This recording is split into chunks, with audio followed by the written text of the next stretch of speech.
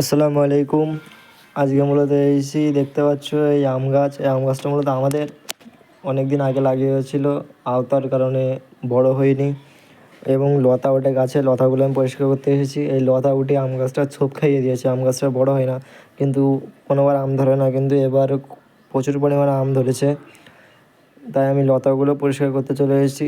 এর নিচে এই যে কাটা গাছগুলো দেখতে পাচ্ছ, এই কচু গাছ, এই গাছগুলো দিয়ে মূলত লতা উঠে আম গাছটা পুরো ঘিরে ফেলে এবং আম গাছে রোদ পায় না।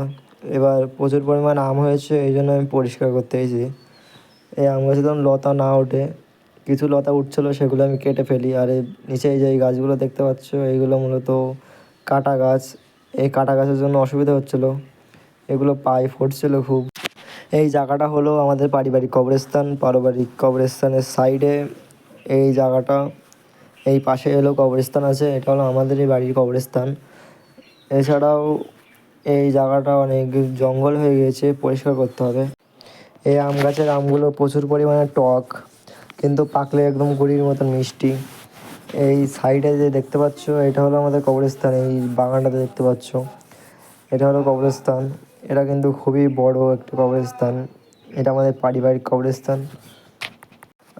আমি হাতে করে মূলত নিয়ে এসেছিলাম কাশিতে কাটা যাচ্ছিল না, কারণ মোটা মোটা ডাল এখানে পড়েছিল। এই আম গাছের আম এবার কেমন হয়েছে এই জন্য দেখার জন্য আমি দুটি আম পাড়ি। দুটি আম খুবই মোটা ছিল। আর যেই আমগুলো দেখতে পাচ্ছ, এই আমগুলো খুবই টক। এই আম গাছে খুবই টক আম ধরে। তো এই আম গাছের আমগুলো যখন পাকে তখন খুবই মিষ্টি।